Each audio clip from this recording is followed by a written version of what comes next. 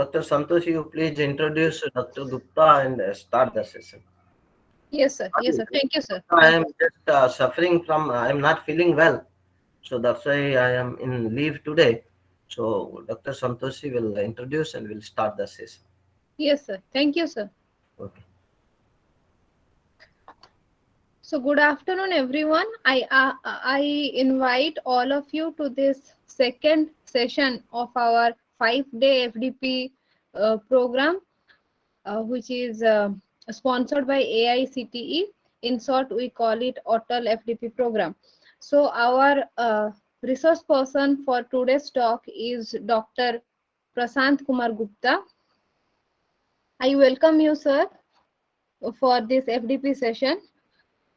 Dr. Gupta has more than 9 years of experience in academic as well as R&D and industrial exposure.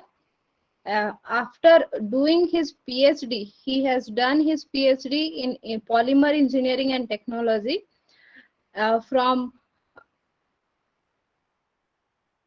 and he has done his master's in plastic engineering from ICT Mumbai. He is now working as assistant professor in Maharashtra Institute of Technology, Aurangabad. He has many publications as well as books in his name. He has uh, presented many international as well as national conferences and attended more than 20 international and national conferences across the globe. I welcome you, sir, and I Yeah, thank you, madam. I hope I'm audible. yes, sir. Okay. I'll just share my screen.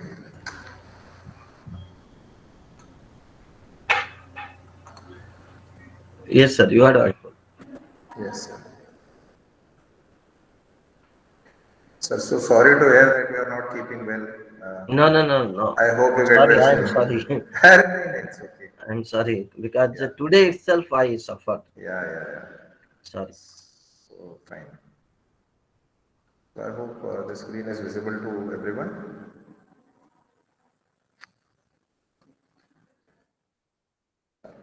Is the presentation visible? Yeah, I guess. Someone will Yes, see sir, it that. is visible, sir. Okay, great. Yeah, fine. Yeah. So, hi everyone.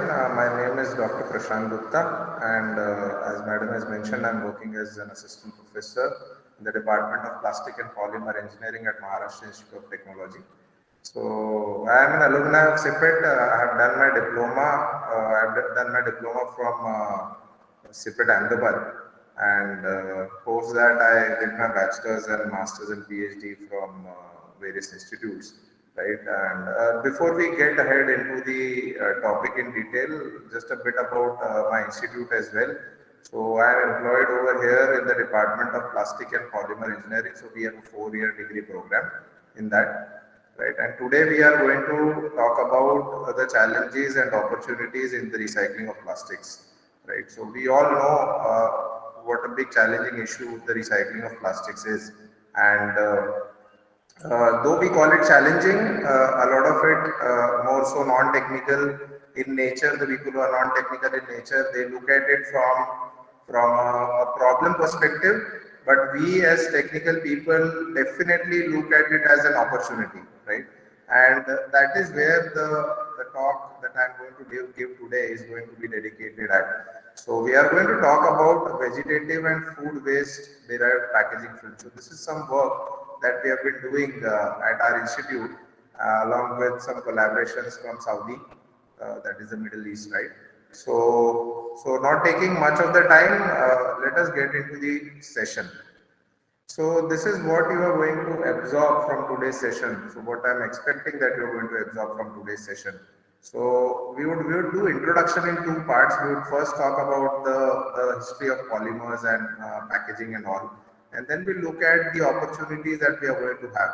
That is, we are going to look at how much waste, how much food is getting wasted every day, and every year across the globe.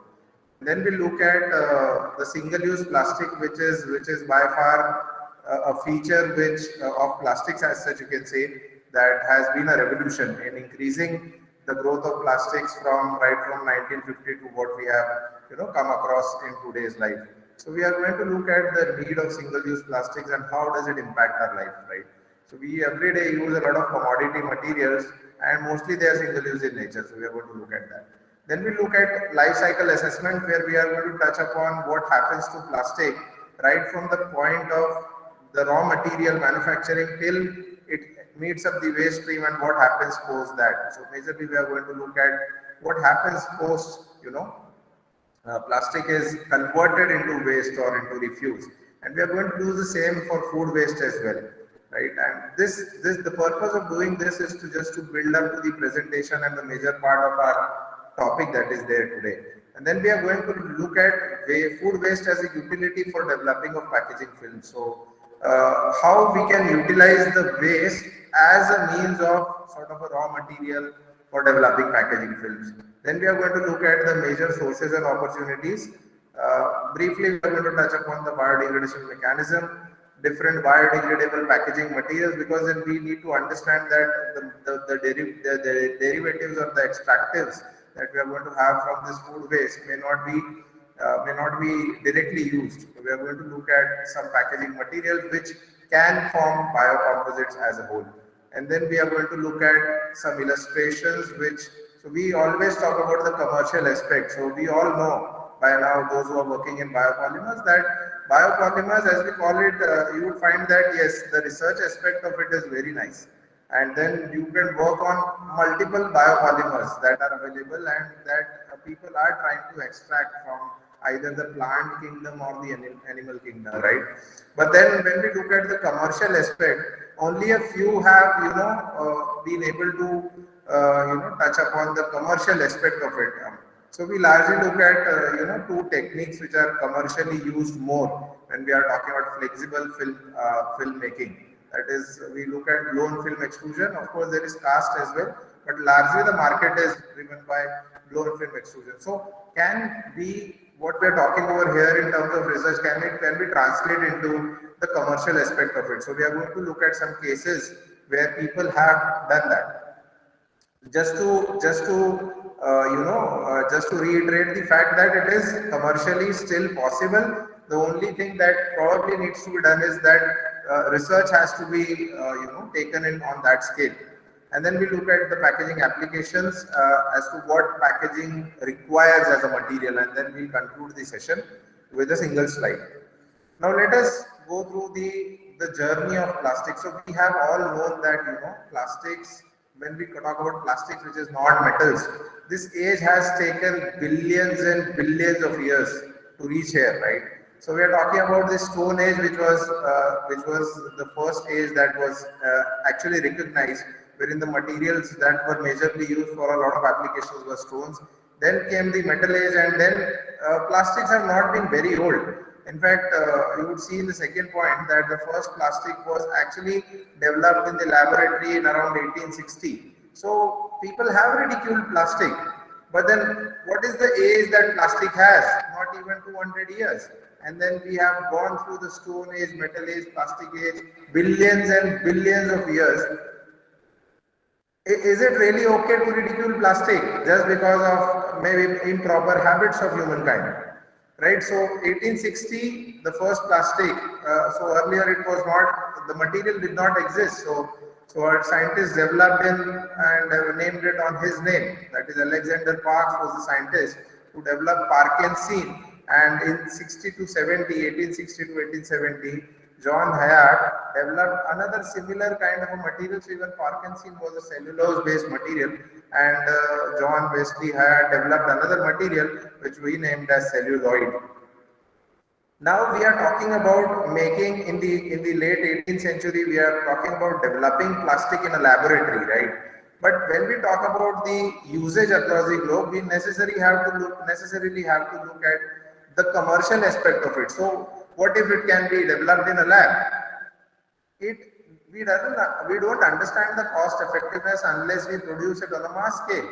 So a lot of people tried and failed, and finally Leo Baekeland developed a mass producible plastic, mass manufacturable plastic, right, which was Bakelite, and the year was 1907. Just imagine, from reaching to the invention of plastic to the development of first mass producible plastic, it took around 40 to 50 years. And what happened around this time, post Bakelite was developed, there were a lot of polymers that were developed and they contributed into the World War. And World War II was largely where it can be considered as a center point when we are talking about industrial expansion of plastics, right? So we are talking about making it and selling it on a mass scale. And you would find there would be numerous illustrations where plastics was used in a lot of war-based methodologies. So something like a cockpit in an airplane was developed with that material, right? And there was extensive use of rubbers as well in that area. So US was one of the first countries that started taking a lead into this industrial expansion, and it led basically to an industrial explosion. Just a minute.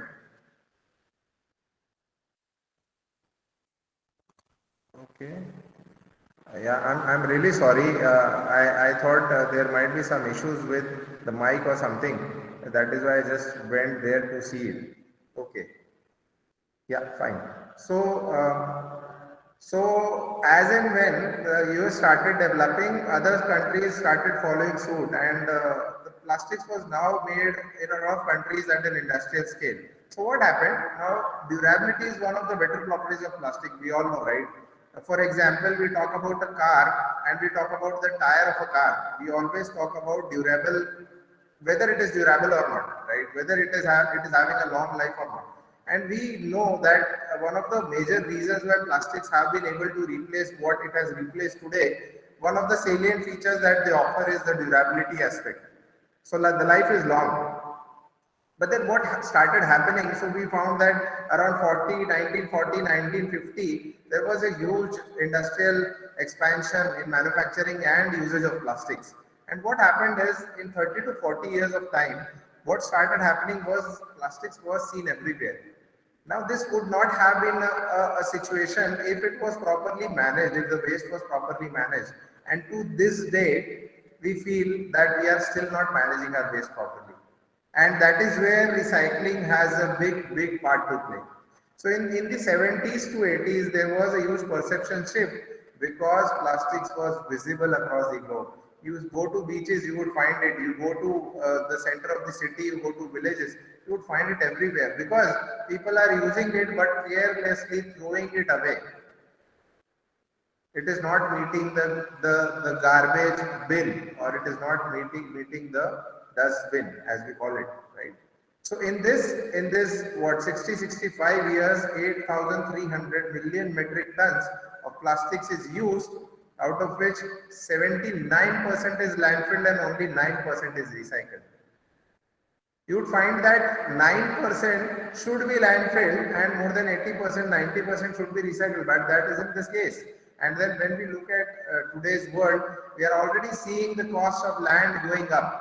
So it is not manageable in today's world. Landfills are not manageable because there are little alternatives available, or because the source segregation is not very effective, because the sorting is not very effective at the source itself, at the place where the waste is being generated. You find these piles of landfills are continuously increasing. So basically what has happened is the single-use packaging has been a major, sort of the major domain which has taken the blame. Why? Because as soon as I take a bottle of 20 rupees, I drink that water, what I'm going to do is I'm going to throw it away, either in the dustbin or not in the dustbin. Dustbin, okay, it is planned to meet the sorting, the segregation side or the recycling side. But when I'm throwing it away as it is, only if a rat picker is going to pick it, it is going to meet that side. Otherwise, it is going to be just thrown away as a litter. And that is what has happened. So mismanaged waste has increased, which is largely due to single-use packaging. But then we would not look at it from that sense. It is us who are responsible for this. But there are issues with recycling of packaging plastics due to low density and recycling value. So let us say if, for example, I talk about a rag picker picking up a Bisleri bottle of that 20 rupees, right? Empty bottle. So the bottle would weigh around 10 to 15 grams when we talk about a polyethylene bag or a packaging bag, a flexible packaging bag. The same rag picker will maybe have to collect 200 to 250 polyethylene bags to achieve the same weight. I'm talking about very thin gauge. We are talking about 50, 100, 150 microns as well. So what is happening is the rag picker is really interested in picking up the PET bottle, but he is not really interested in picking up the bag. Why? Because 250 times he bends down and comes up. He can make that weight because polymers are largely sold on the weight basis. Even if we are talking about scrap material, they are largely sold on the weight basis, and you are going to find that a kg of weight is going to maybe cost more or less the same, maybe 10 rupees over here and 15 rupees over there. So he would be really smart in just picking up the bottle. He would be just going for the bottle and not for the polyethylene bags. So it has low density. The density of the polymer is really low, and so happens with the recycling value as well. So when now we look at single-use plastics, everything that I'm seeing in front of me is something which is very good. So it is versatile. It has multiple properties, multiple offerings in just one piece or in just one package. It is water resistant, very important when we talk about packaging, food packaging more so. It is energy efficient. So the material that we require for making alternatives to packaging, it requires much more energy, be it water, be it paper, be it jute. So in terms of efficiency in the environment, in the energy, it is very better. When we're talking about lightweight, it is extremely lightweight, and even it has good durability. But what has happened because of our own habits, what has happened is, so what people feel is that the product is badly designed. So we continuously talk about EPR or extended producer responsibility. So it is being levied just because of the reason that a person who is manufacturing, let us say for example milk, it is his decision to sell it in a pouch bag or sell it in a jar. It is purely his decision. So now that will be dependent, the person who is making milk or packaging milk will be thinking from the customer perspective. Will the people buy the jar? Because jar is going to cost them 5 rupees more on 1 liter of milk. So if he feels that okay, people are not going to pay me more, what he will do is purely from a business sense, he'll go with packaging bags. But then what is happening is going down the chain, the packaging bags are not, or the pouch bags are not properly handled. So they put it to a bad design. So what you are doing is you are providing a design which is a flexible packaging. Maybe it should not be like that. So which is bad for your mind, it is expensive, it is unfair, so unfair for future generations. So we always keep on saying that, we should going forward for the next generation, we should be responsible in handling how we are handling our planet. Because then going forward, maybe 100, after post 100 years, you might find that oxygen will have to be produced through machines. We don't know that is going to happen, but then we look at climate change, whatever is happening due to global warming, that might be a day to come. And then largely you would find whatever has happened in the past, let us say the blast, the atomic blast that happened in Hiroshima and Nagasaki, even people today would be blaming whosoever was there at that time, took the decisions at that time. So it would be unfair for future generations, and that is with the decision making is largely with us. If we talk about the European Union, 92% of the 95.5 billion carrier bags are in the EU. Just imagine. And it is bad for the planet as well.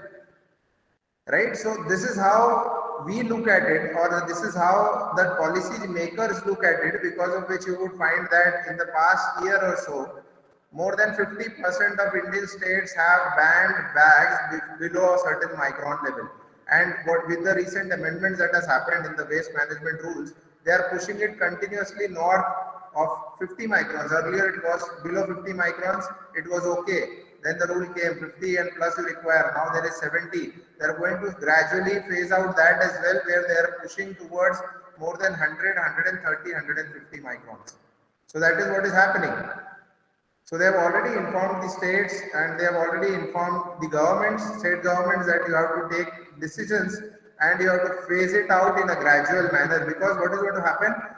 It cannot be implemented that the companies are said that okay, from tomorrow 50 and below 50 are stopped. What will happen to their investments? So they are gradually phasing it out. So this is where we get into the introduction part. That is the second part of introduction. So what were the issues of mass production of plastics? So there were there were bioplastics that were found in the late 18th century, right? Cellulose was found. Casein was also developed. But what happened was people were not able to mass produce it on a large scale. And there was, within this, there was first bioplastic that to this date we study as a part of academics, that is PHB or polyhydroxybutyrate. Just imagine, it was found in the early 19th century from Bacillus megaterium, which is a microorganism. So I told you, people try to consume plastic from the plant kingdom and the animal kingdom as well. Now bioplastics, when we look at bioplastics, it has just been reported at 2.11 million metric ton in 2020. Now if you look at the global production of polymers across the globe, in the year 2019 and 2020, because of COVID, the growth has not been very high. So annually we are probably increasing by an compounded annual growth rate of around 10 to 12%. Our industry is booming. But then when you look at 2019 and 20, 2019 it was roughly around 358 million metric tons. 2020 it was roughly around the same, maybe 4-5 metric tons more or less, right? So that was what has happened. And if you look at the total bioplastic market with respect to the total polymeric market, it is 2.11 million metric ton, which is not even 0.7% of the total market value. So what it means is that though there is a lot of research that is happening, really it has not been able to translate into mass production purely either due to technical reasons or due to the cost aspect of the same. Now when we are talking about this bioplastic market, we are bringing in two terminologies together. So it consists of 42% non-biodegradable and 58% biodegradable. Now when we look at these two terms, which is non-biodegradable and biodegradable, we also derive upon two more terminologies, that is bio-based and biodegradable polymers. So when I talk about these bio-based polymers, what I am trying to say is, or what this word means is, that the raw materials have been derived from nature. That is what bio-based means. The raw materials are organically derived from the nature. So you would find that polyethylene has a biosource in manufacturing, but that doesn't make it biodegradable. Whereas biodegradable polymers are either derived from the nature or are synthetic and will biodegrade purely because of the chemistry that they have. So these are two different terminologies. We are one hand we are talking about bio-based polymers, which may or may not be biodegradable in nature, right? And when we look at the second part, that is there because we are talking about deriving packaging films from vegetative and food waste as an opportunity. Nearly 1300 million metric tons of per annum of food is wasted with vegetables, fruits, roots and tubers as the main sources. So whenever I look at any of these materials, if someone has knowledge of biotechnology or maybe biomaterial chemistry, you would find that every material that is listed over here is an opportunity. So 40 to 50% of the food crops, roots and vegetables, 30% for cereals, 30% for meat and fish, and 20% for oilseeds is the amount of material that is wasted on what is being generated. So you are just imagine, food crops, roots and vegetables, say let us say 100 kgs is generated, around 40 to 50 kg per year is getting into the waste stream without anyone consuming it. And it has a bad effect on the environment as well, because while anything organic is decomposing, you would largely see that it is going to evolve greenhouse gases, which is carbon dioxide and methane. That is the principle of a biogas plant, right, or a composting unit. You put everything in a closed vessel or an open site, it will decompose, and what you can extract out as a biogas is nothing but gas which is rich in methane. Now let us look at the life cycle assessment of plastic. So I'll just, sir, if you permit me, I'll just to save the bandwidth, I'll stop my video if that is okay.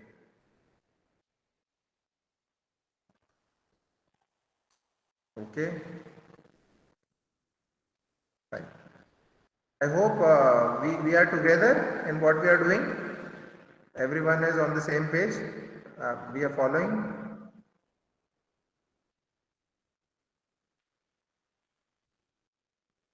Okay, fine.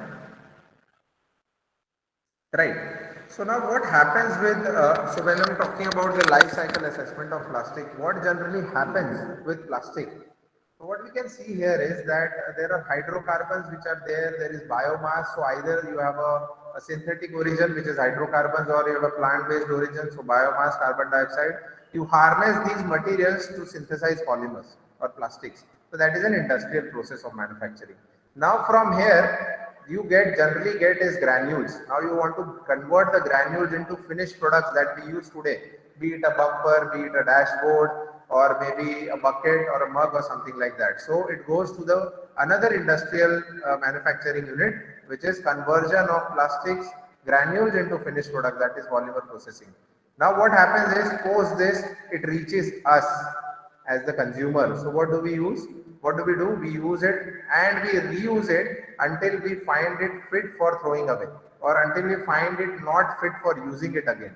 Now what happens post the use and reuse? So that is where the recycling technology is all about. So after you have used it or reused it and you now decide to throw it away, you generally find that it either goes straight to the landfill if it is not sorted properly, or it can either go through a mechanical means of recycling, or it can go to a thermochemical means of recycling. So mechanical means of recycling, what can happen? So you have very good quality waste and you can go with primary recycling methodology, so that this is segregated or an isolated waste. So I'll just give you an example to this. Say for example, I have an injection molding shop and I am manufacturing, let us say for example, a bucket.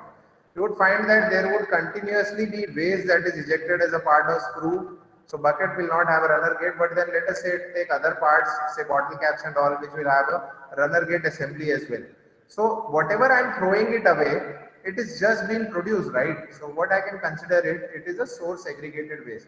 I'm going to know that if I'm making a bucket out of, let us say, polypropylene, every waste that is generated from that machine is going to be polypropylene in nature. So that is going to be a segregated, isolated waste. So a lot of industries, what they do, if the quality permits, they are going to crush it, they are going to put it again with the virgin material at maybe a rate of 2 to 5 degrees. So we call it primary recycling.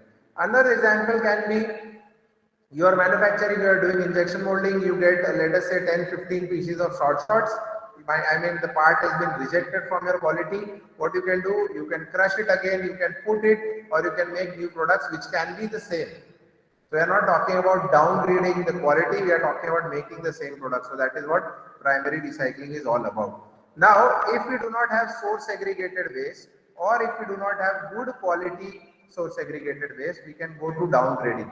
Meaning that let us say you have bucket, mug and bottles and these kind of materials, you can go with manufacturing of your carpets.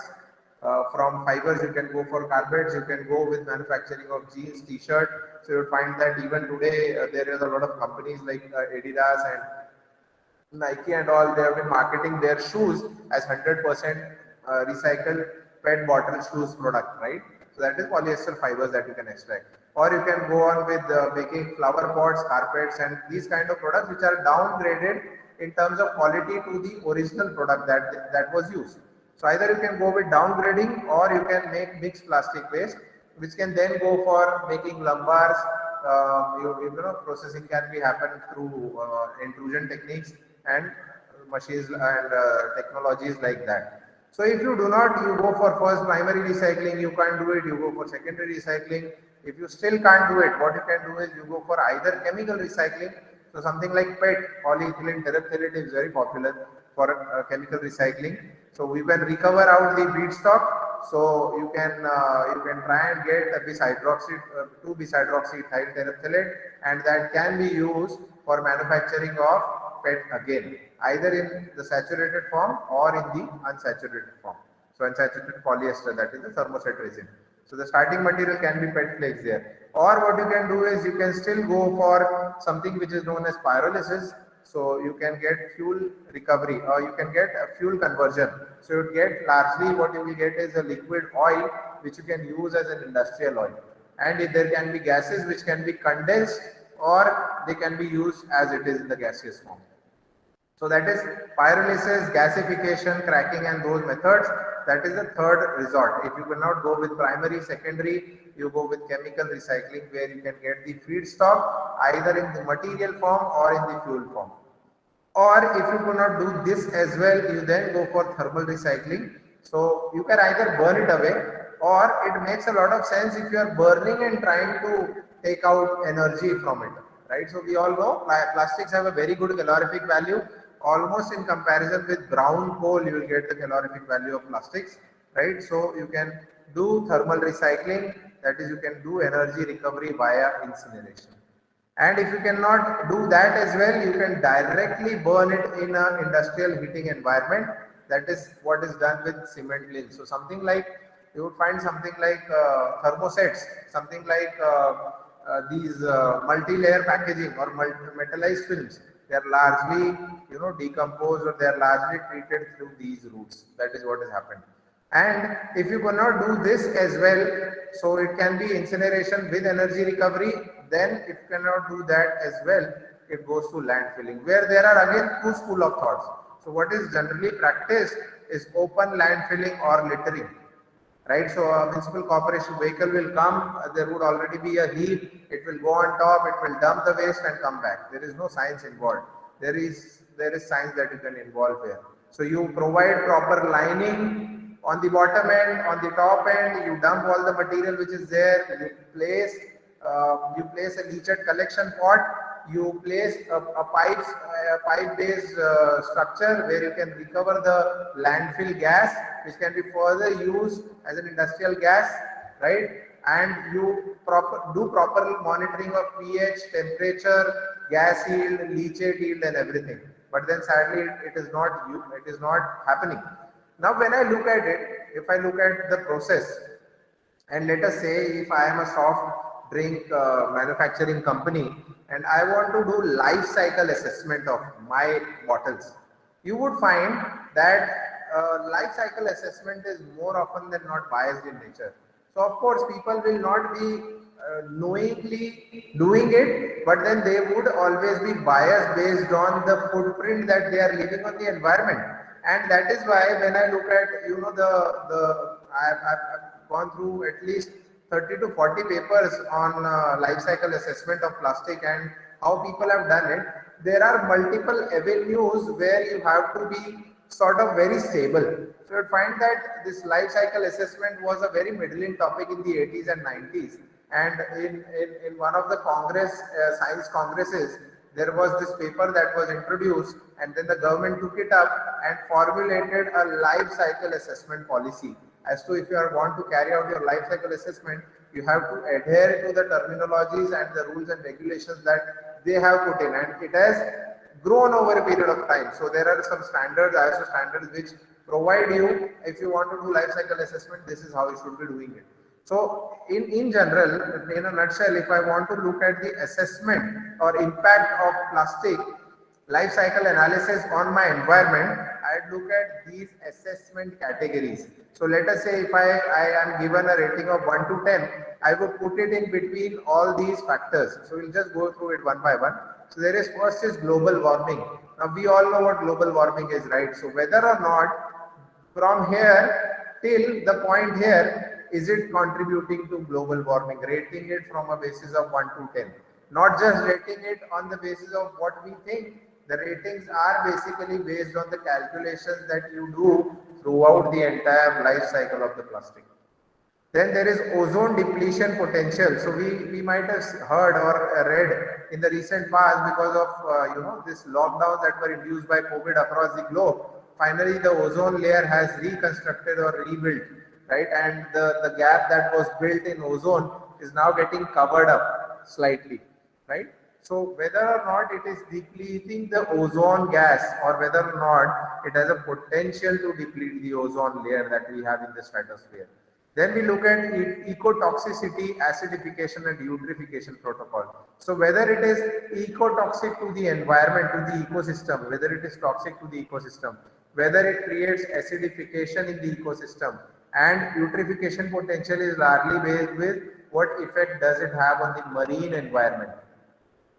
Now, how does it affect the abiotic depletion? We are not talking about the fossil fuels. So every gram, every kilogram of polymer that we are using, we are largely seeing that it is basically derived from petrochemicals, which is derived from the crude, right?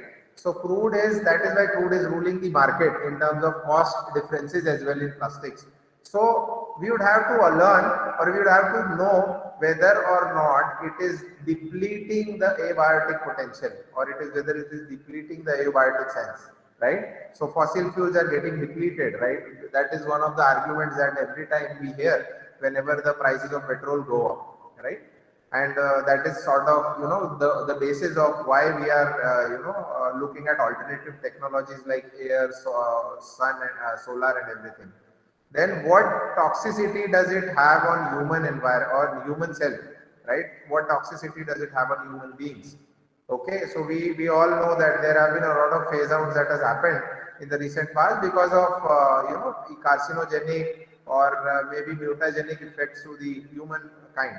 So how does it affect humans in terms of toxicity? And what is the photochemical oxidation potential? What is the particulate matter formation potential? So you would find that a lot of things are burned in the environment.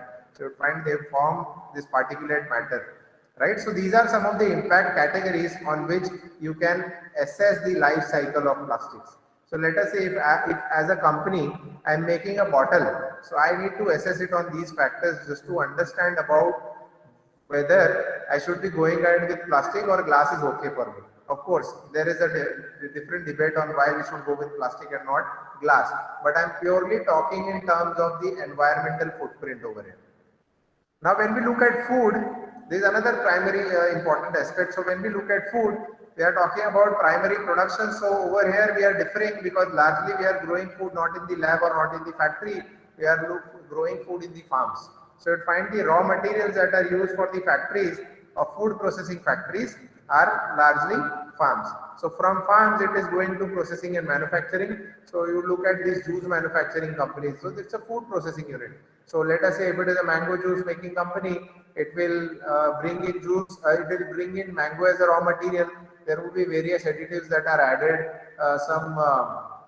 some taste enhancing additives, some kind of preservative additives, they would be added, and you would find that a lot of things will be wasted from this to reach here and from here as well. Say mango, you extract out pulp, there would be a lot that is going to be wasted. So from here it is going to be packaged. So let us say juice is packaged in a bottle, it is transported. We're talking about the logistics, it gets into retail. So you find packaging, say transport, say retail, a lot of things get wasted in the retail. So you might be finding supermarkets and all, they sell some materials at major discounts. So you find that largely they would be materials jinka expiry date is very near, right? So if it is sold, it is fine. If it is not sold, you would find that it will largely be into the waste. Okay. So from retail, it goes. There is going to be waste generation after retail from the consumers. The waste is going to be collected, and there are going to be various waste management roles. So a lot of times you would find if there is, let us say, a farm and it is creating a waste or generating a waste, it will be, let us say, depending on what kind of waste it is, either it is burned away or it is, fed to animals if it is edible in nature, right? So this is what happens, and every step, every arrow that you are seeing, you would find that tremendous amount of food is getting wasted there. Now, if you look at the difference between the developing and the developed countries, and this is where we find that there is opportunities in this recycling methodology. So what basically we are trying to understand is that you would find that the dark pie is much lesser than the white pie, except over here and maybe over here as well. So what we are seeing is that the developing countries which do not have better storage facilities, which do not have better technologies and all, are basically contributing more towards the generation of, so either we are talking about the consumption You are talking about retail and distribution. So these are different stages where the waste is getting generated. So at the consumption waste, in the consumption stage, around 36% of waste is getting generated. Retail and distribution around 12%, production in food processing units it's around 24%, storage around 24%, packaging is around 4%. So what we are seeing here is that developing countries, because of limitations in storage and technologies, are facing the heat in terms of wasting the food. Now, the opportunity over here is that if we now talked about one domain of plastics where there is a lot of waste generation, right? And recyclability is little because of improper source segregation of the waste. So potential is very high, but then the chances or scope is little. But when we look at food waste, again, there is tremendous scope because there is huge amount of food that is being wasted. Now, there is one school of thought that says that, okay, there are a lot of malnourished countries where you would find that, a lot of people don't get food to eat. Fine. If you can supply food there, it is no issues. But then if you cannot do it, why to waste away a valuable resource in terms of making packaging films, which in turn will also put less burden on the humankind, because then the campaigning is a lot of crores and crores of rupees are being spent by the government in driving campaigns as to make people aware of not littering the streets and all. But you would find that still the effect has been minimal or negligible.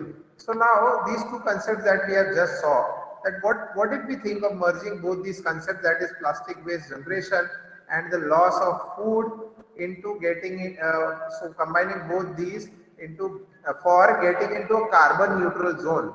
Now the carbon that I am talking here is not pure carbon, not in terms of the graphite and all that we talk about. We are basically talking about the amount of carbon in the form of carbon dioxide and methane that is basically bringing out or increasing the global warming.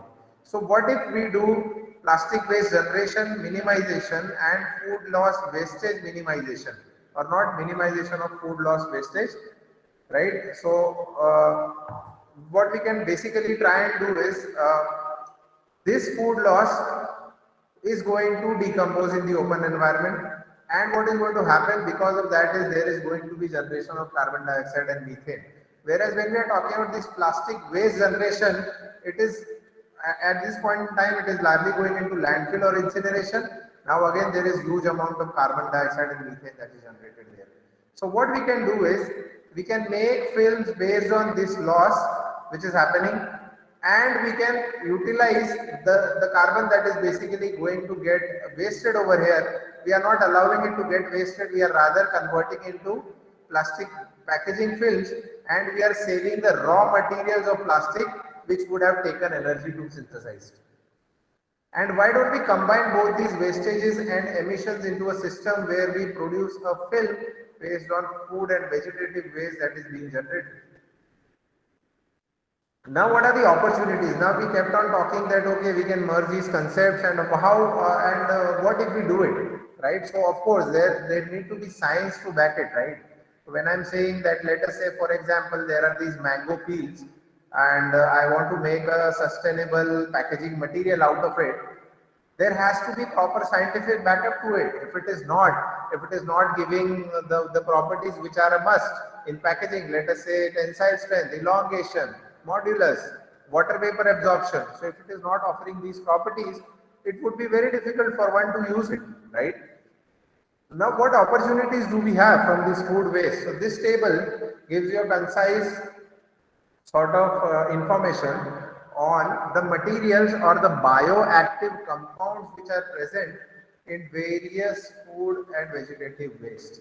So we'll just go through it from the top, not in great detail. So the bioactive compounds which can be extracted are anthocyanin, then there is curcumin, which we basically have in turmeric or haldi as we call it. Then there is betalains, there is chlorophyll, which is something which is a pigment which is must for plants to carry out photosynthesis. There are carotenoids, tannins, brazilin, poeticin. So you would find that these are available in, say, let us say anthocyanin is available in all red, orange, blue and purple fruits, flowers and vegetables. So they are the sort of pigments they provide these colors, right? So what they can turn into. So if we extract anthocyanin and we put it in our films, they will help us in getting a pH sensitive packaging. Meaning that if you put it on a shelf and let us say if there are hydrochloric acid fumes which are you are exposing, or the environment is having gaseous fumes of acid, you would find that the color of your packaging will change. So it will result in a pH sensitive effect, right? So if you talk about curcumin, again pH sensitive, something like chlorophyll which will be pH and temperature sensitive packaging. So we all know that flowers, if you put flowers and if you don't give it water, I am talking about flowers which have already been plucked from the plant, you would find that there would be continuous discoloration day by day, right? So that is some sort of degradation that is happening in what is the bioactive compounds which are present in the plant, and chlorophyll is one of them. So it will give you a pH and a temperature sensitive packaging. You talk about carotenoids, so there are variety of green plants, fruits, vegetables. So vegetables like carrots, squash, sweet potato, red and yellow peppers, broccoli, green leafy vegetables, flowers, they are responsible for giving orange, yellow and red color. So what can happen if we add carotenoids into our packaging films? They work as intelligent films for indicating the shelf life or the storage life of products. So meaning that you go to a supermarket and you with color, there would be a scale that would be given that will tell you if it is of this color, it is at this point in the shelf life, right? That is pretty much what we generally see with the date of expiry. Say, let us say we buy any food product, there would be written best within 9 months from the date of manufacture.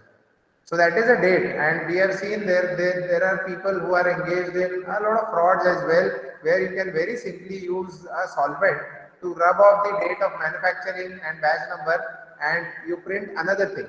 So it will be sold, and once you buy and use it, maybe you will understand whether the product is, it has rotten or not. And many times you will not be able to even understand that because we just don't eat one thing. We eat a lot of things, so it will be very difficult to identify the culprit, right? So it will give you intelligent films for indicating the storage or the shelf life of products for a shorter period. So similarly over here, it is giving you a time in aging indicator.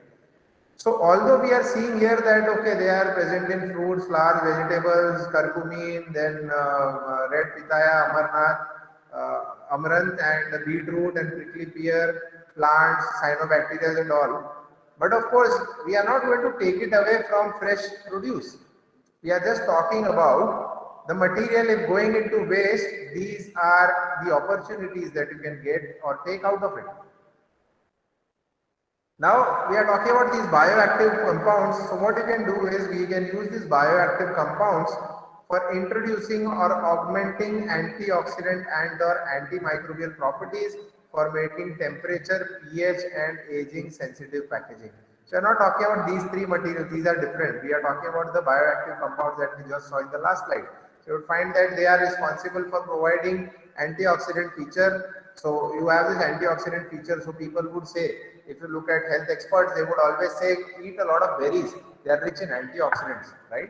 So they would provide this antioxidation feature, antimicrobial feature. So to give you sensitive packaging, which is sensitive to temperature, change in temperature, change in pH, and change in time or aging, right? There are some other materials that is sort of gold dust in these materials, in these biomaterials, or this vegetable waste or fruit waste or flower waste, what we call it. So these are proteins, polysaccharides and lipids, and largely we are going to talk about these three materials, of which proteins are the best in terms of the properties when we are talking about making single films. Polysaccharides, lipids, it is possible, but then largely either you can make a biocomposite with proteins or you can make a composite with traditional materials like polyethylenes and all. So proteins are large complex molecules that play many critical roles in our body. So protein for us or for any living being is going to be the building blocks that we live on every day.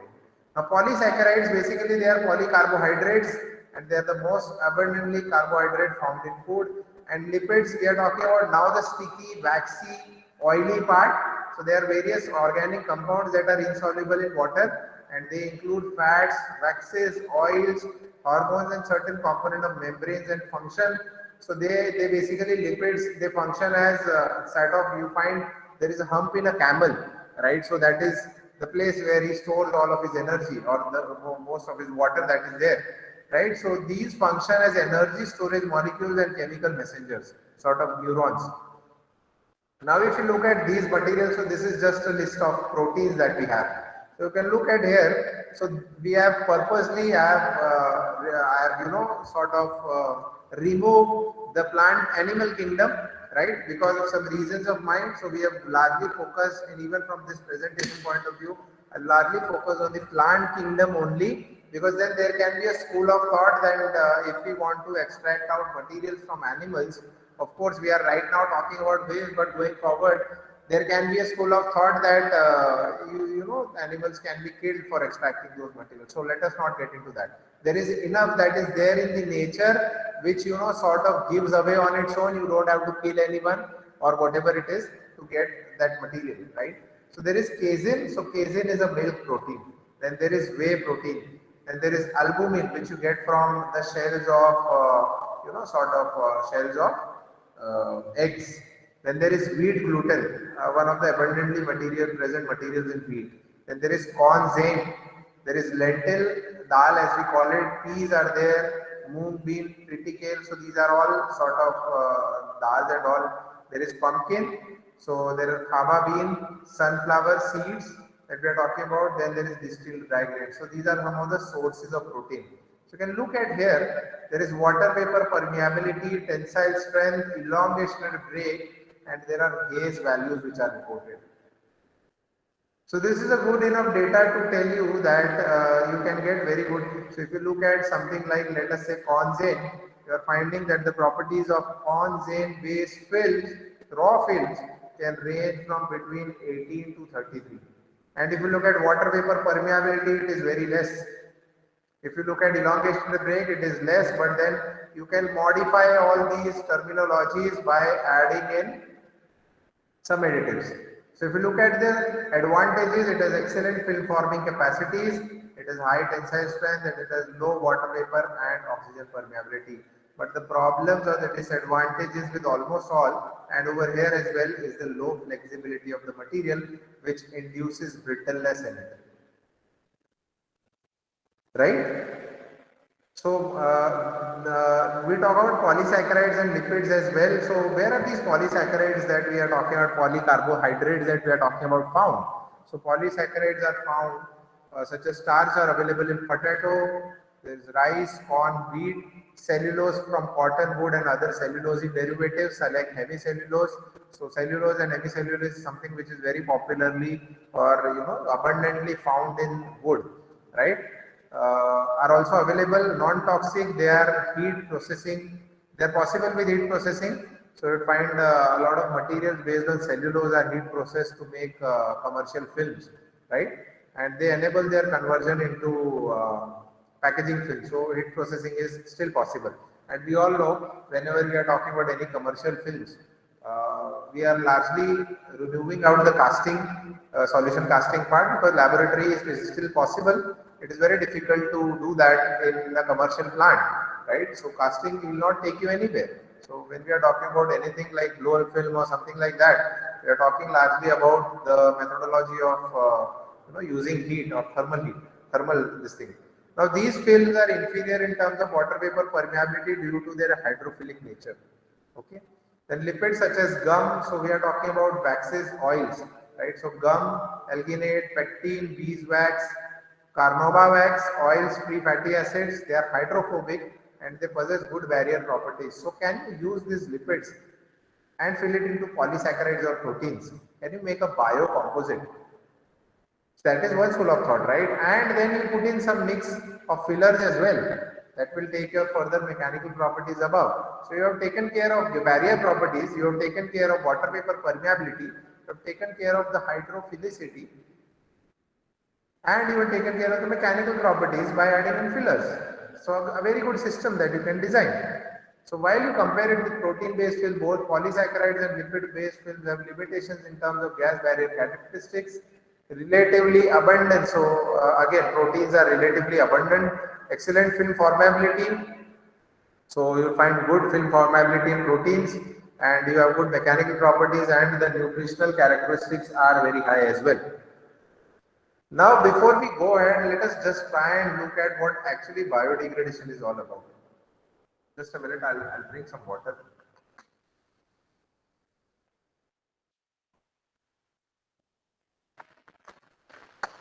I hope we are on the same page. A feedback would be nice from any one of you.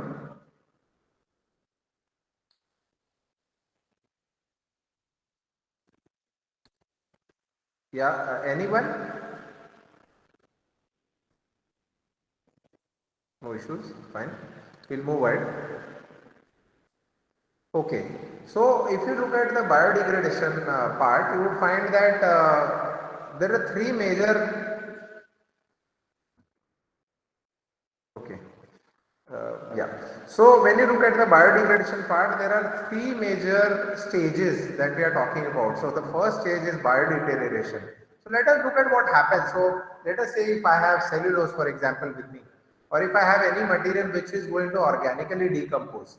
So you would see that the first stage of biodeterioration would basically bring about chain scission initially, right? And there would be a decrease in the mechanical properties due to the chain scission.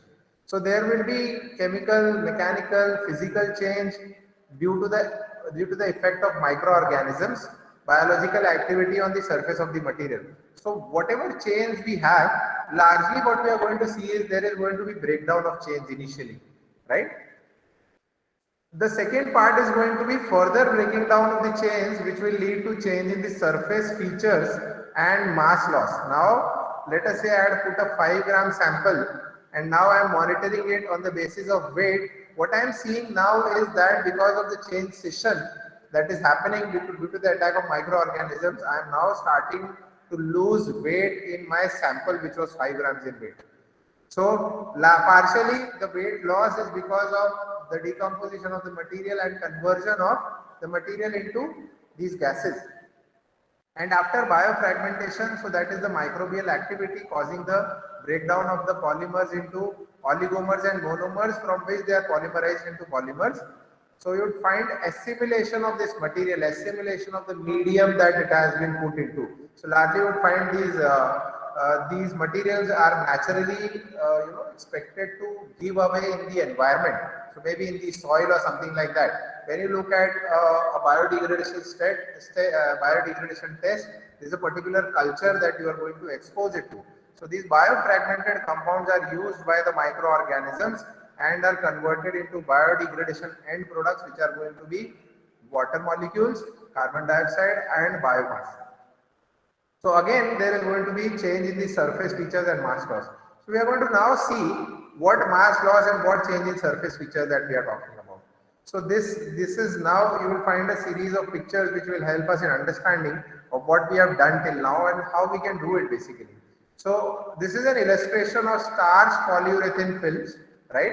So there are two ways in which you have basically added these materials which can be decomposed. So it is either chemically drafted or it is physically blended with a biomaterial, right? So you have utilized two chemical modification methods, and due to biodegradation, what we are seeing is that the rate of decomposition is increasing, right? And when we look at this figure, which is in 4 stages, it is telling us how biodegradation is happening. So stage 1 is basically diffusion of water and microorganisms. Okay, so you can see this red dot along with the tail are microorganisms, and this blue colored molecules, blue colored round dots are basically your water molecules.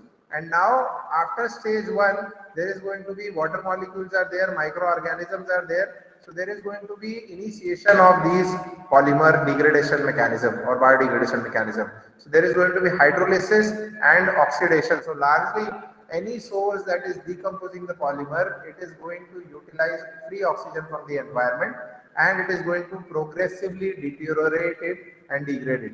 So you find that carbon dioxide is getting generated, carbon dioxide is getting liberated. There is more liberation of carbon dioxide, and what we are also seeing is that there is release of acidic oligomers. So these are low molecular weight materials like ketones, carbonyls, aldehydes, right? So when you look at it in Fourier transform infrared spectrophotometer curve, you would find that there would be a peak at around 1913 centimeter inverse, which is continuously progressing because of formation of these yellow dots, which are oligomers, right? And then in the last stage, what we are seeing is that there is continuous fragmentation and there are a lot of voids that are created, which are shown by these white dots that you can see over here, right? And they are basically creating pores in your polymer, and there is going to be homogeneous degradation. Now when you look at this figure, so this is the starch laminate or starch sandwich, as you can see. So you can see that it is getting deteriorated, right? Then there is a starch polyurethane blend, and we can see hardly there is an effect on the deterioration, because what we are talking about is we are talking about grafting it and blending it all together in the material. Now there is addition of another material which is sort of a bioactive agent. So this Ca is basically added to increase the microbial, increase the antioxidant stability of the material. Still what we are seeing is that we are getting the decomposition as anticipated. So this is the first day of decomposition and it is progressing up to 42nd day, which is shown in the figure, which is meaning that it has deteriorated. So you can see up to 7 days only it is. So when we are talking about utilizing these films, this is talking about it in usage in very quick cells. Sorry. So when we talk about packaging polymer, so I told you earlier that whenever we are talking about using these films as it is, it might be slightly difficult. So we can think of utilizing some biosynthetic biomaterials, you can say matrices, or in a nutshell, we also want to learn about what are the different materials, either synthetic or maybe non-synthetic in nature. So this is the non-renewable list. So we have polyvinyl alcohol, we have polyethylene, which is again bio-based, right? We are talking about polypropylene, polyglycolic acid, polycaprolactone, then there is polybutylene succinate, and there is PET and PBAT, right? From renewable sources, we are largely talking about polysaccharides, we are talking about lipids, proteins from either plant origin or animal origin. We are talking about these three in our talk, and we are talking also about the microbial polymers, that is polyhydroxyalkanoates, polyhydroxybuterates, cellulose, which is derived from fermentation or bacterial cellulose, right? So now we are going to look at some of these materials which are very salient, very important. So starch is one of those materials. So starch is basically a polysaccharide which is comprising of glucose monomer joins in alpha 1,4 linkages. It is a polymeric carbohydrate consisting of numerous glucose units joined by glycosidic bonds. So you know, starch is a very soft, white and tasteless powder, and it is insoluble in a lot of materials like cold water, alcohol, other solvents and all. So we look at this figure carefully. So this is basically illustrating a starch nanofiber film. So this is a nano composite that we are talking about, nano biocomposite. So this is a starch nanofiber film. What we have done is what has been done is there is chemical modification. So what we are seeing here, this is looking like a pearl. They're actually water droplets. So this is just to show you the effect on a paper napkin of coating with stearic acid of starch nanofiber film. So you can see here, there is complete wetting of the paper napkin, whereas in this case, it is resembling a lotus effect. We are talking about sort of hydrophobicity in the substrate, essential for packaging, especially when we are talking about food packaging as a whole. So when we see here, so this is a stage-wise representation of what we are seeing on the top figure. So when you look at this, there is a paper napkin, and when you put a drop of this pink liquid, it is totally wetting the liquid. Whereas when we are coating it with stearic acid, we are seeing that it is over a progressive time, it is say in the same form, right? Now when we are looking at the wettability or the angle, so you see starch nanofiber film, it is basically the liquid droplet is wetting the surface and it is dripping off. Whereas in this case, what we are seeing is it is not wetting the surface at all, it is dripping off on its own, right? And over here as well, it is showing basically the stain resistance. So there are droplets of colored liquid on this SNF STA film, and when you rub it with your hand, so this is a thumb, you can see that there is absolutely no stain that is there. meaning that it is sort of hydrophobic in nature and it is an essential feature. So this is just one form of saying that we need to engineer these films. Now we look at chitin and chitosan. So chitin is available both from the animal shells and it is also available from the plant kingdom as well. So it is basically working as a backbone to invertebrates and fungi, right? So we find that chitosan is a deacetylated product of alkali treatment of chitin. So this illustration is basically helping us to understand how we are going to make an antioxidant film from fruit pomace. So fruit pomace is like the eaten up part of the fruit. So after you eat it up, you would find that you are going to throw away certain things. So for example, in an apple, someone likes to eat an apple with taking off the peel. Someone likes to eat an apple with the peel intact, but then the center part, which is having largely the seeds, no one is going to eat it away, right? So that contributes to the pomace that is being created. So from there you are going to do active extraction, right? And what you are going to do is you are going to have an eco-friendly extraction method going to make chitosan, which is going to make pH sensitive film. So you can see there are changes of color that you can see with respect to the change in pH. So at pH of 2, it is showing a pink color. At a pH of 6, it is slightly showing a green color. At a pH of 12, it is showing a slightly blue color, right? And this is where it is showing the antioxidant effect as well. And when we look at the second figure, we are talking about manufacturing of these materials from lobster waste.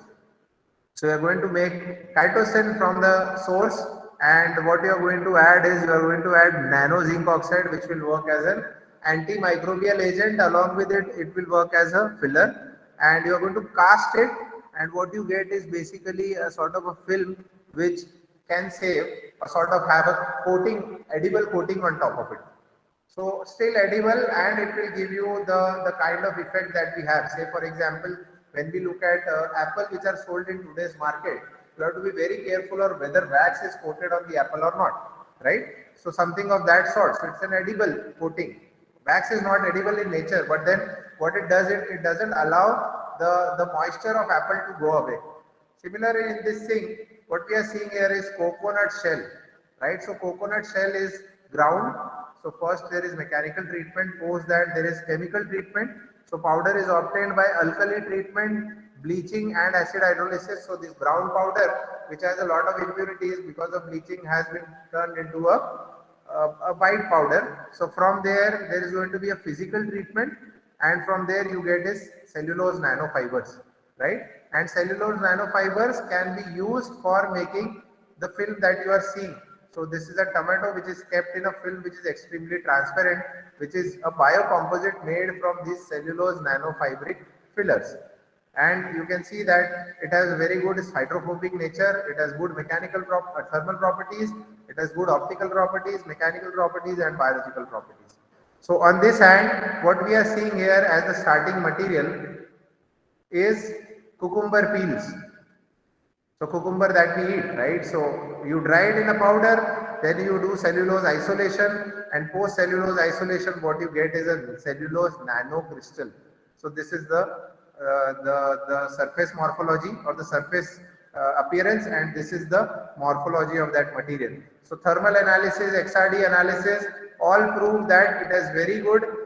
So the XRD analysis helps in understanding the crystallite structure, and the thermal properties will help you in understanding the degradation temperatures of these cellulose based materials. Now, how do you prepare films? So we have talked till now that okay, there is a huge potential, but what about preparation of these films? If we want to talk about that, so the films can be made from vegetative waste.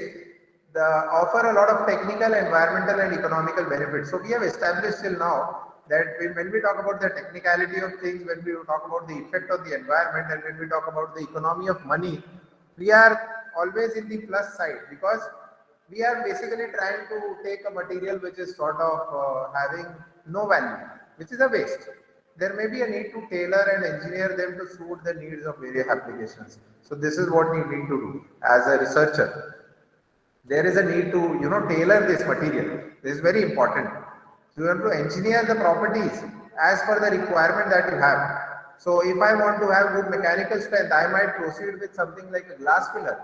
If I want to have good modulus, I might, if I want to have good impact, I might use some rubbery sort of phase in my polymer. So packaging films and coatings should ensure health and safety along with good mechanical, thermal, barrier properties and easy processing.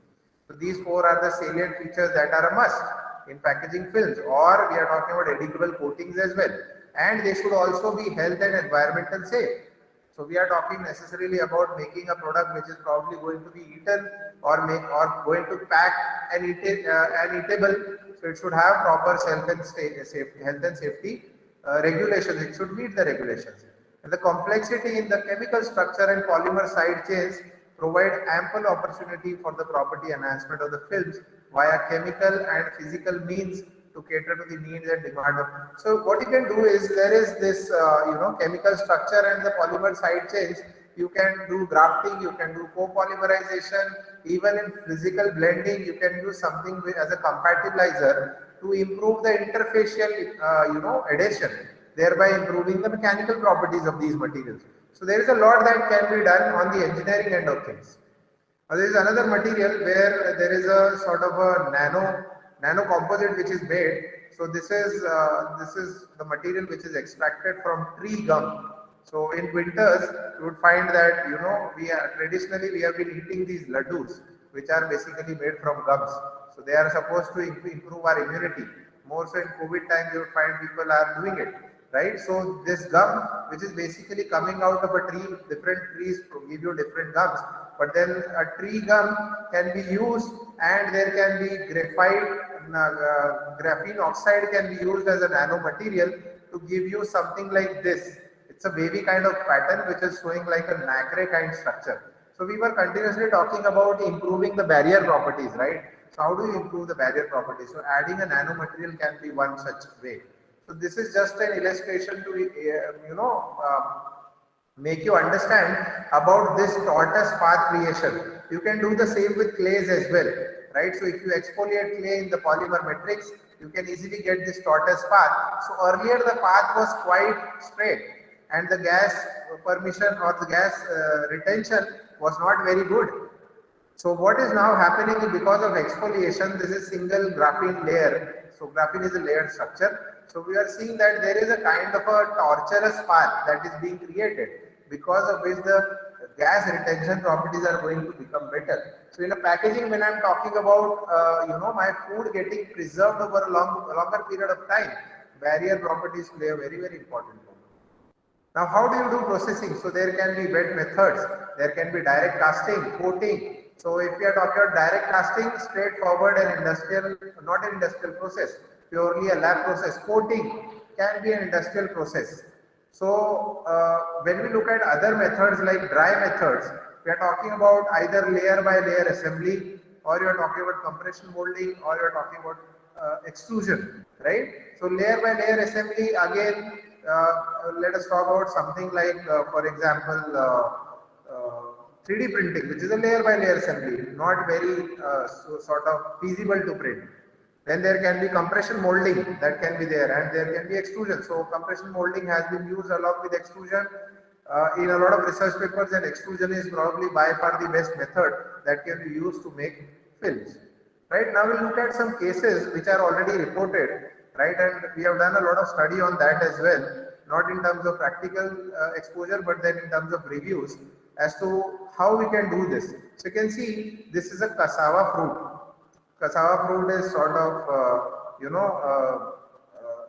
a species which is very home to the North American part, right? So which is used, which is eaten a lot there. So the inside part that we are having here, so which is very resembling to pomegranate if we call out. So that part is what is eaten, and this is the thick shell.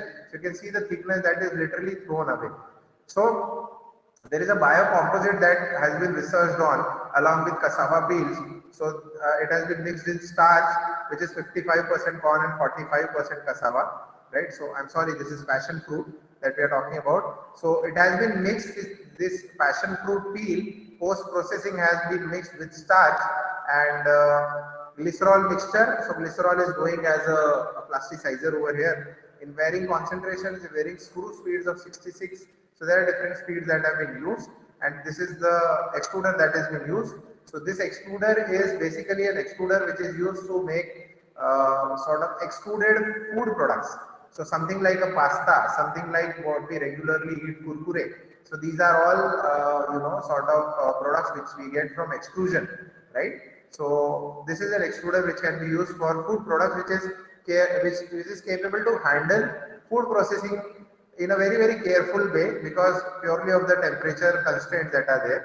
So the conditions that they had used was a rectangular die which was in 3 into 1 mm, an automatic feeder which was set at 5 kg per hour, so the feed rate was quite less, and so was the extrusion rate as well, and an automatic piston liquid pump. So glycerol was fed, right, and that is fed through a liquid pump, and the plasticizer mixture was 2.5 liters per hour, so containing of water and glycerol between the first and the second extruder barrel zone. So we look at the extruder as well, and we'll try and understand that what we are talking about. So we are talking about the first zone, which is the feed zone. The second barrel extrusion zone is going to be a side feeder. So the purpose of introducing the side feeder is purely to save the material from rapid degradation inside the barrel.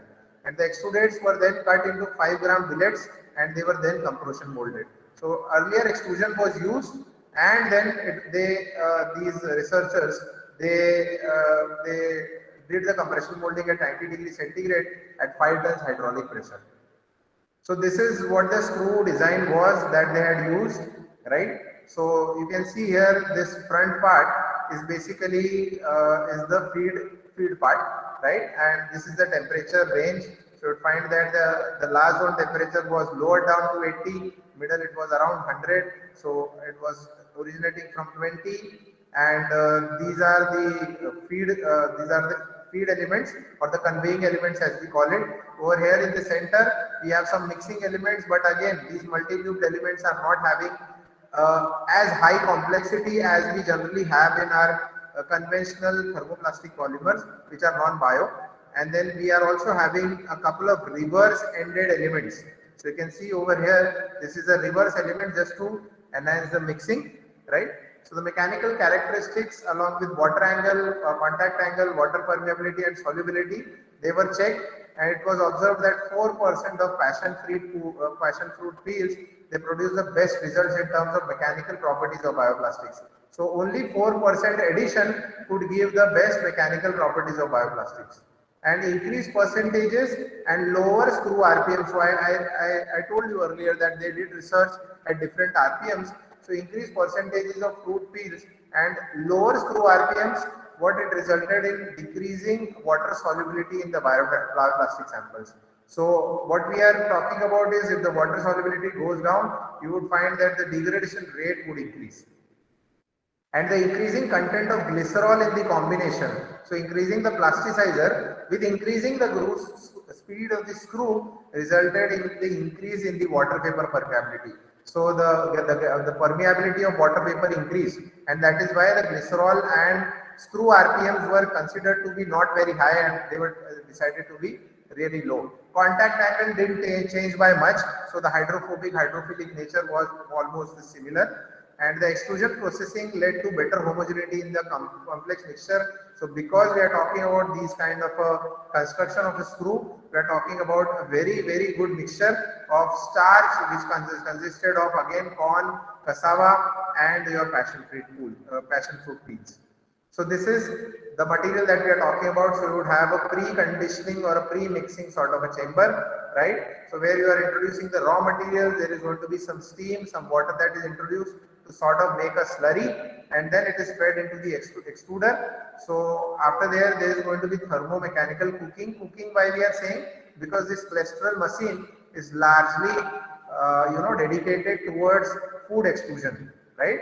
So you find that starches, there would be loss of crystallinity, proteins, there would be denaturalization and aggregation, possibly by forming covalent bonds. So in proteins, in starch, what generally happens is you would find that there would be change in the structure. ये जो aggregation हो रहा है, this formation of covalent bonds, so there is rearrangement of the structure that is largely giving you that film visibility or film resemblance that was not earlier. And then you can have texturing. So texturing can be there depending on what kind of product you want. So if you want to have an embossed film, you can have an embossed film. You want to have sort of, uh, you will find that pasta are available in different shapes and sizes. So the size can be of course maintained by cutting, but the shapes can be maintained by the die. So you can have a texture product over here as well. Okay, so now we are talking about reactive extrusion. So earlier, in the earlier couple of slides, we talked about physical mixing, right? So we can also carry out reactive extrusion. So this is miscanthus fiber, and this is, this is husk, oat hull husk, right? So you can combine both of them, and you can combine it and process it with polybutylene succinate, and you would find that the modulus, Young's modulus or the tensile modulus, can be in the range of 3 gigapascals, right? And heat deflection temperature also goes up, water absorption also is limited. So this is what you can observe. Next is this case is basically, you can see over here there are blown films which are made from biocomposites. So this is a mixture basically of palm empty fruit bunch. So palm empty fruit bunch you can see in this figure. So this is basically a sort of a fruit like pineapple, which is basically which is basically squeezed and processed to extract out all the oil, palm oil. And after that, what is left out, you can combine. So these people have combined it with sawhusk, and they have extracted out cellulose by different processes, delignification, right? And what you are getting at the end is ultrafine powder of nanocellulose gel, and then that can be used in production of bioplastic bags. So this is agricultural waste nanocellulose, which is a combination of rice straw and palm empty fruits bunch. So this is going to go as a filler in this nanocellulose gel, which is going to give extremely good properties. So before we end, we just want to look at different opportunities that you can, you can sort of research as you can work on as a research. So these are different materials, and what I have done is I have listed their mechanical properties and the ways in which they have already been researched in terms of making films, right? So you can have banana peels. So they will find that a lot of research is basically on this. Again, not at the commercial level, at the lab level.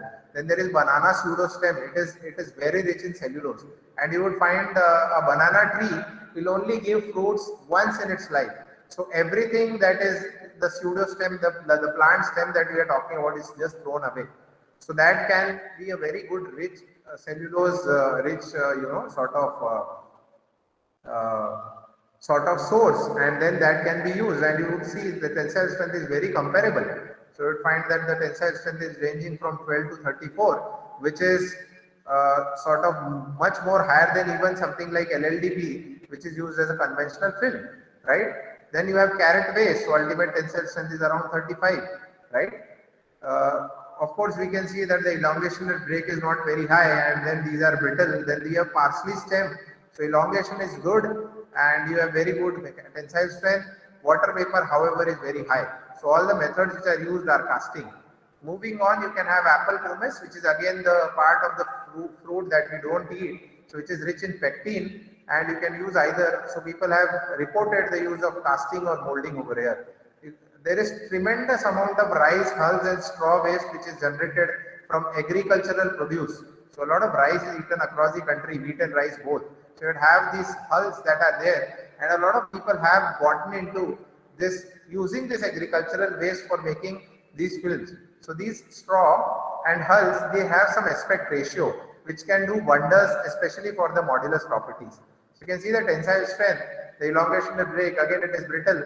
You can add some material which are going to be flexible, a glycerol or a plasticizer, something of that sort. And plastic is something which is used. Spinach stems, so we eat away spinach, but then stems we always throw away, right? Which is again rich in cellulose. So casting has been reported for this.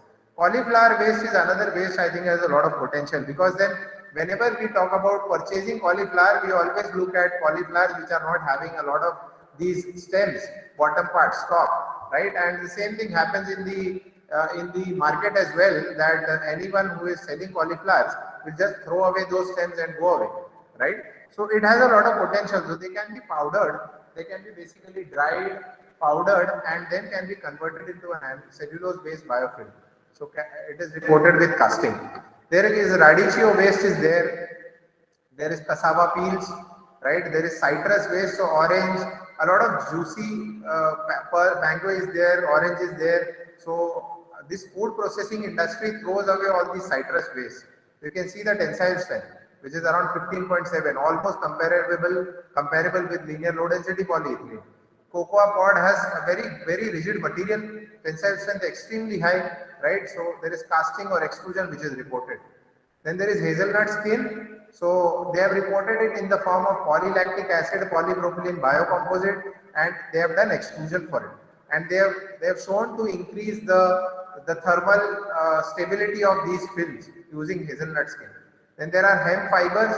It is a fiber which is already being used on an industrial scale, and biocomposites have a lot of value out of it. Jackfruit seeds are there, and there is mangosteen peels. So this is very sort of rich in cellulose, and it is native to the Indian Ocean, islands near to the Indian Ocean. So casting is reported for this. You have soy waste, there are orange peels, palm fruit bunch is there, passion fruit peels are there. So they have either been used in a biocomposite form, or they have been, say, orange peels are used in a pectin and a cellulose based biofilm. So you find that orange is reported with casting and extrusion, palm fruit bunch is reported in extrusion that we just saw as an example, and passion fruit peel is again reported with extrusion followed by molding. There are peanut hulls, which is basically a biocomposite is reported. Pineapple leaf is there, another very important waste, because it is just thrown away, no value. You must not have seen it as well, right? So a lot of waste is generated from the fruit. Other than that, when you take it out agriculturally, there a lot of waste is there. So potato is rich in starch, and casting is reported for that. You have rice straw. And there are lots and lots of material. I have just reported a few. There is pine flower waste, pumpkin peel, sago waste, tea leaves waste, tomato waste is reported, oat hull is there, miscanthus fibers are there, and there are so many opportunities from this food waste. Now, when we look at conventional food packaging films, there is a need. So the traditional food packaging films, they have four functions. They should be convenient to use. They should protect and preserve the content that is there. They should have good marketability. They should have good brand, and they should be able to contain in different shapes and sizes. Right now, when we look at these bioactive agents, all these 4 points are very well covered.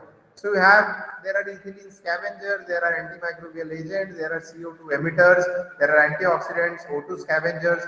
Now we are not even talking about cellulose, starch and all over here. So with all the materials that you are having over here, you are bound to sort of get all the functions that are there. And before we conclude, we'll conclude by saying that the potential of food and vegetative waste as a packaging material is unexplored to yield materials of mass interest. So again, we basically can use this vegetative and food waste to make packaging films, which in turn will save the virgin material that are going to be synthesized. With engineering and technology interventions, the waste materials are potentially start from zero cost raw material. So we saw a lot of images, and that would not have any value in terms of you purchasing it, right? So it's a zero cost raw material.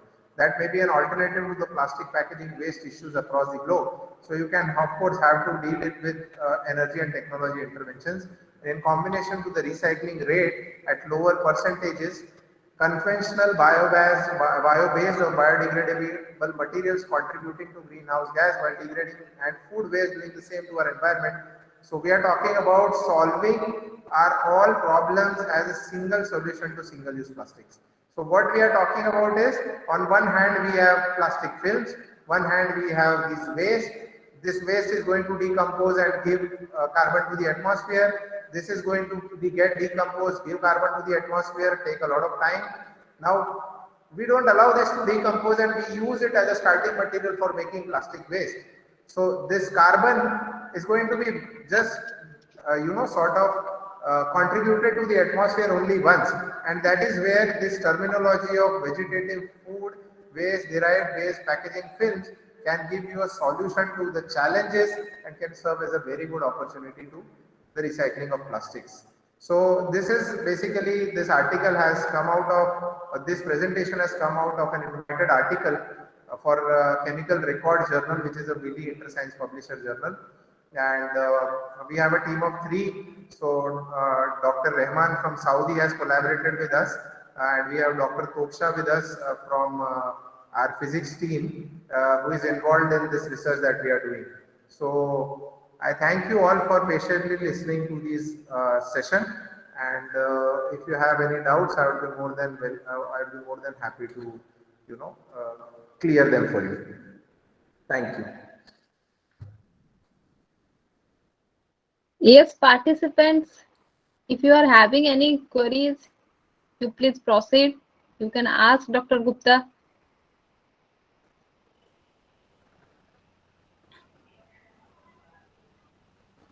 Hello, am I audible? Yes, ma'am. madam. This is Dr. Kiran Tajne from Government College of Engineering, Nagpur.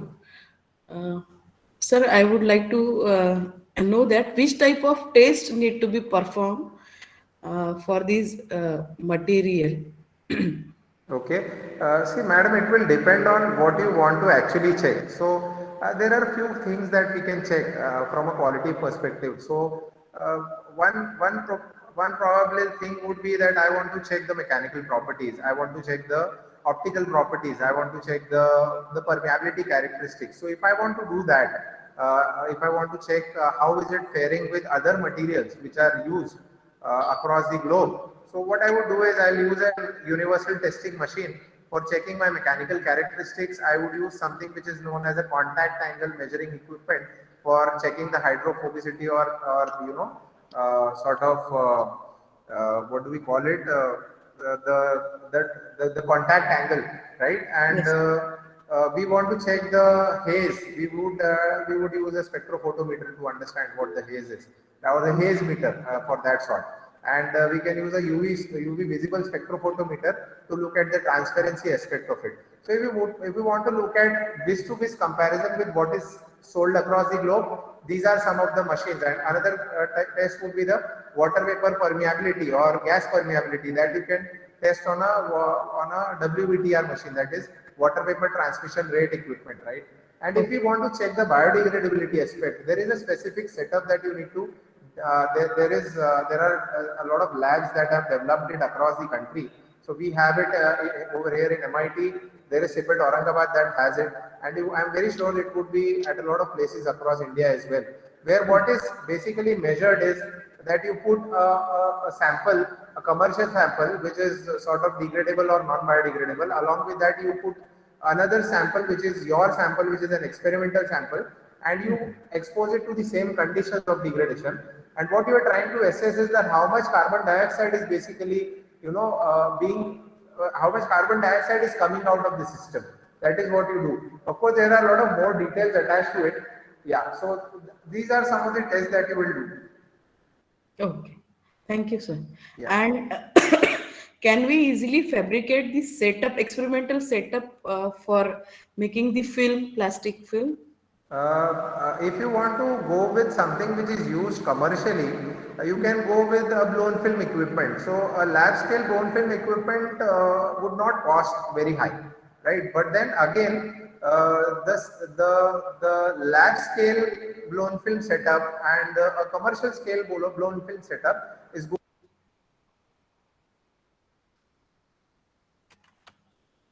Sir, you are not audible, sir. Dr. Gupta, you are Yeah, not yeah, audible. Yes, yeah. yes. Sorry. I don't know how it got moved. So I Huh? hope, Fine. yeah. So what I'm trying to say is that if you want to make these films, you can go on with taking a blown film setup, blown film extrusion setup. That would not cost maybe more than 5 lakh rupees or 7 lakh rupees. But then there are bound to be changes when we are talking about doing that processing in a laboratory and going on a commercial machine and extruding.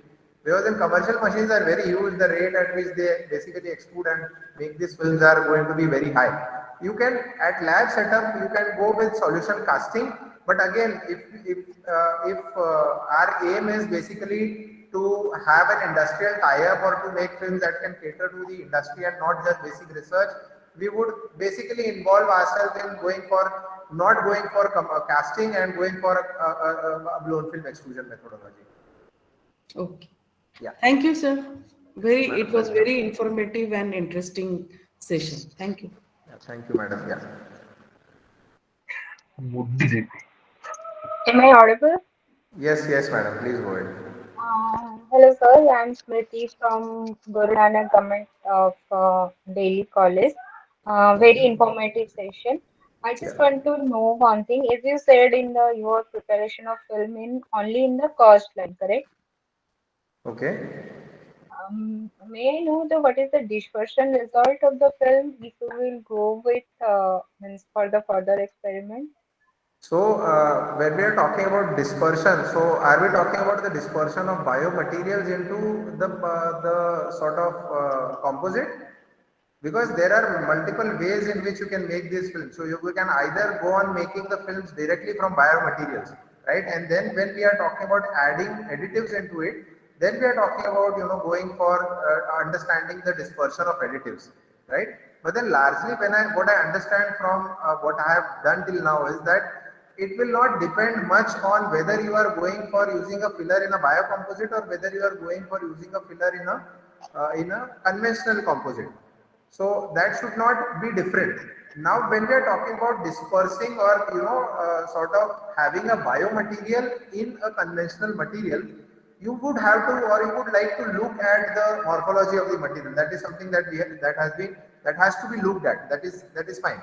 But then, what are we talking about exactly? Are we talking about filler dispersion in the film or? I am talking about the biomaterial dispersion when we are preparing the Biomaterial cost. dispersion in the film. Yeah, so there are ways in which you can control the dispersion and distribution of biomaterials in the film. Of course, you will have to take care of that. So extruder that you are going to use, if it is going to be a commercial setup, there are different ways you can introduce your biomaterials, and you have to also look at the degradation aspect of it. So you can control the dispersion, but as to this date, I have not seen anyone reporting it for biocomposites. Okay. Okay, because what my expect is that if there will be the dispersion result will be not good, then it can't go for the further in the laminating process or something. It will face some Yeah. problem. That's why I Yeah, asked if you so have any result. yeah, very true, very true. But then what I also understand is that whatever properties that we are seeing either in the biofilms or biocomposites, people must have reported it with respect to increase in the property. Say, for example, I'm using polyhydroxybutyrate and I'm using a biopolymer. And then when I'm reporting it along with some filler, the property would go up and then only I'm reporting it, right? Of course, papers doesn't mean that you are reporting negative properties as well. It may mean you are reporting negative, it may mean you are reporting positive, but then dispersion certainly has to be looked at. You have to be very careful in both the dispersion and distribution, not just the dispersion but the distribution as well of the bioactive material in the polymer composite. Yes, correct, correct.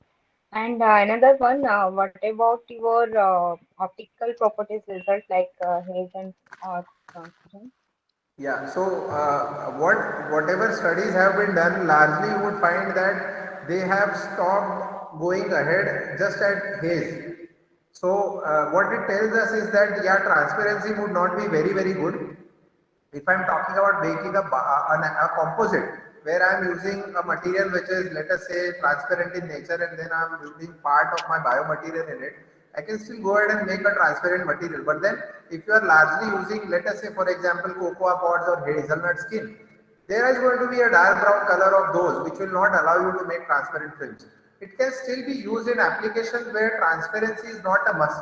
Say for example, if I purchase a cake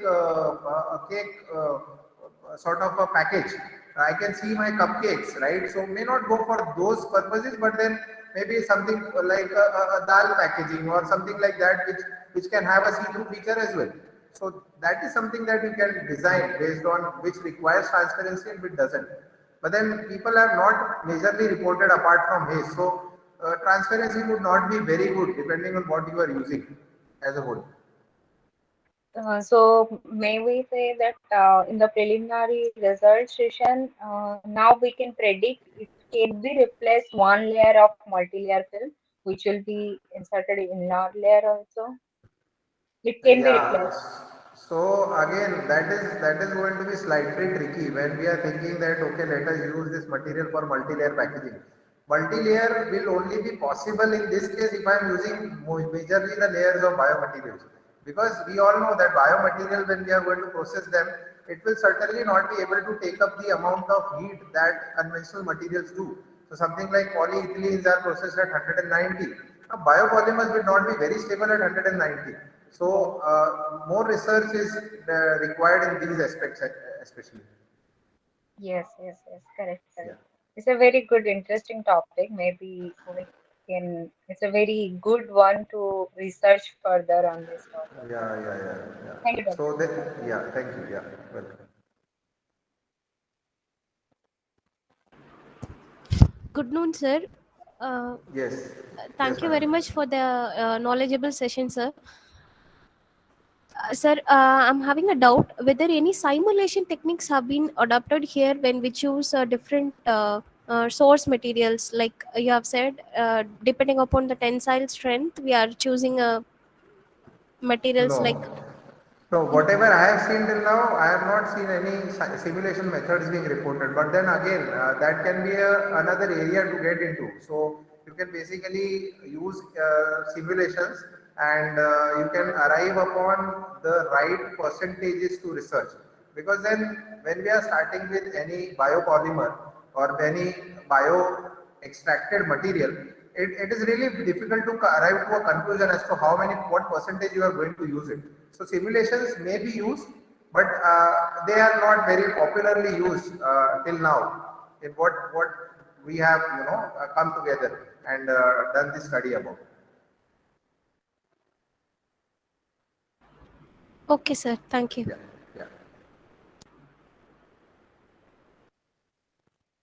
Okay, anyone else is having any kind of queries or doubts? Or else we'll go to Ma'am, yes, hello. yes, sir. Ma'am, can you please share the attendance link again?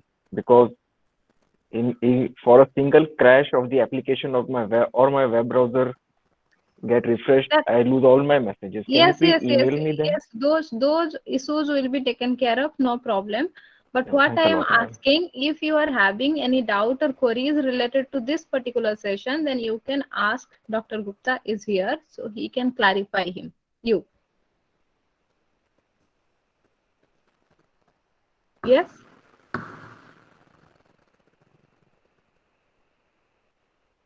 So I hope there is no such queries. If further queries are there, then you can contact us. We'll give you the contact details of Dr. Gupta. Then you can directly contact him also if you need any further information or any kind of guidance from him. Okay. So uh, now I'm going to conclude this session, today's second session. The session was all about the challenges and opportunities in recycling plastics uh, from basically food waste and agricultural waste. So Dr. Gupta has addressed us and presented a very informative and knowledgeable session on behalf of CIPET Bhubaneswar, CIPET IPT Bhubaneswar, and the organizing team of ATAL FDP. I thank you, sir. This session was a very interesting, knowledge-based teaching learning session. I think each of our participants have thoroughly enjoyed it and have a lot to take with them. Once again, I thank you, sir, for sparing your valuable time to address our participants. Yeah. And we hope to, in future, if we have any such further programs, then we hope to connect with you again. Thank you, sir. Thank you, madam. Thank you. Yeah, thank you all for patiently listening to this session. You have been a delight to talk to. So I sincerely thank you all. Yeah, I'll be signing off now. Thank you, All the madam. participants, thank you all for your patience, for your interaction throughout this session. We hope all of you have enjoyed it. And again, we are looking forward for tomorrow's session. Will you people join in more numbers and give your thoughts to it. Yeah, I'll Thank you just be all. I'll just be sharing my email ID. So Yes, someone sir. has just posted. Yes, sir. Yeah, yeah, I've just posted it. So thank you, madam. Thank you, everyone. Bye. Yes, sir. Thank you, sir. Thank you all. Tomorrow again, we'll be starting from 10 a.m. Ma'am, what about attendance, Yes. ma'am? Attendance? What attendance? Regarding the participant For this attendance? session? For this session, this one. Yes, I ma'am. have shared. Yes, ma'am. Okay. Just fill it up. Okay, Just ma'am. fill it up. Anyone, you have any doubt regarding attendance and others?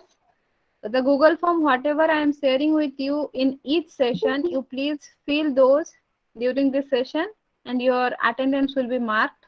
Similarly, for feedback, I'll be sharing one form, I think, on each day basis, and you will be submitting your feedback in that. I think I am clear to all. The feedback link will be given in our mail IDs. Yes, it will be shared. It will be Okay. basically sent to you all. Okay. Thank you. And Ma'am, for morning session, did you send it, ma'am? yes, For morning session, ma'am, I couldn't receive it. for both the session, at the end of each session, like for each day, we'll be sharing one feedback form. Okay, thank you, ma'am. Yes. So for today, I'll be sharing now. Is this fine? Yeah, that's fine. Thank you. Okay then. Thank you all. Stay tuned and join tomorrow again.